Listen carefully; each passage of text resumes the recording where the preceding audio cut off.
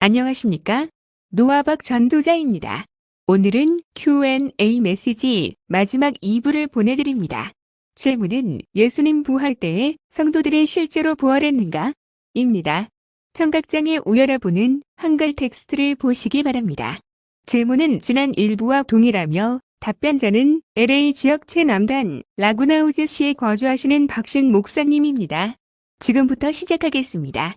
예수가 부활했고 그 부활과 함께 자던 성도들도 부활함으로써 예수가 메시아 되심이 입증되었다는 것입니다.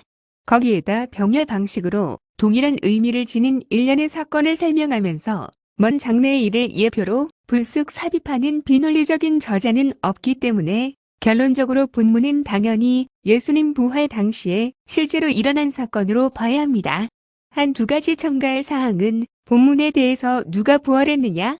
어떤 방식으로 부활했느냐를 두고도 왈가왈부 말이 많습니다. 우선 구약시대 믿음의 영웅들이 부활했다는 의견이 있습니다. 그러나 구약 성경에는 이미 에녹과 엘리야가 죽음을 보지 않고 승천했다는 기록이 있습니다. 구약시대에는 하나님의 특정한 일을 맡은 자에게 성령이 일시적으로 임하고 또 그런 자들 위주로 구원이 이루어졌던 것입니다.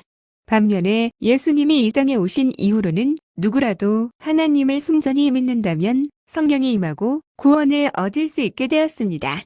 신약 성경은 예수님이 이 땅에 오셔서 이루신 구원의 의미와 결과에 대해 성도들에게 정확히 계시해 주어야 하므로 믿음의 영웅이 아닌 일반 성도가 부활한 것으로 해석하는 것이 타당할 것입니다.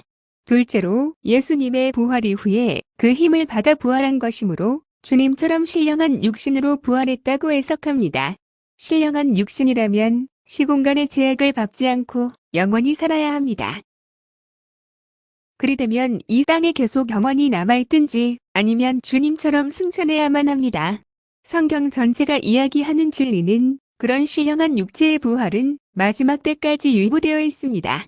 만약 이때 이미 신령한 육신의 부활이 여럿이 있었다면 예수님만이 지낼 수 있는 메시아 신성에 대한 유일성과 절대성의 의미가 약화될 수 있습니다.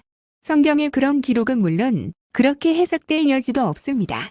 신령한 부활이 아니고 죽은 자가 이 땅의 육신적 생명을 얻고는 조금 있다가 다시 죽는 소생을 했다고 보는 것이 나을 듯합니다. 그러면 성경이 그들의 이후 행적에 대해 침묵하고 있는 것도 이해가 됩니다.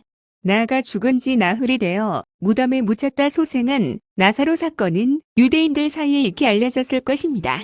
예수님의 부활과 함께 당신을 믿는 일반 성도 누구에게나 그런 기적이 일어난다는 사실을 계시해 줄 필요가 있습니다. 따라서 아무래도 나사로의 경우처럼 육신의 소생으로 보는 것이 타당해 보입니다. 본문에서 마태는 지금 성전 휘장의 찢어짐과 성도의 부활, 즉 소생이라는 두 가지 징조로 예수님의 메시아됨을 그분의 대적이었던 이방인들과 유대교인들까지 인정했다고 강조하고 있습니다. 휘장의 찢어짐은 당신의 몸의 죽음을 의미합니다. 성도의 부활은 예수님 부활과 동시에 일어난 것입니다. 예수님 오신 이후의 신약시대의 구원은 한 죄인이 주님의 십자가 죽음과 연합하여 옛사람이 죽고 주님의 부활과 연합하여 새 사람으로 거듭남으로만 이루어진다는 뜻입니다. 여기까지입니다. 예수 부활인의 부활이 되려면 진리 안으로 들어와야 할 것입니다. 내가 노력해서 그리스도 예수의 진리를 얻는다기보다는 도리어 영과 말씀이신 그리스도 예수께서 내 안으로 들어오셔야 한다고 바라는 것이 믿음입니다.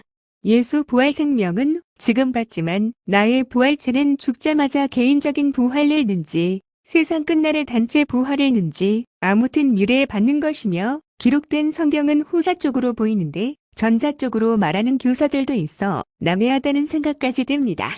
부활체는 창조주 그리스도 예수께서 주시는 영생입니다. 마지막 2부 메시지를 마칩니다. 끝까지 청취해 주셔서 감사합니다.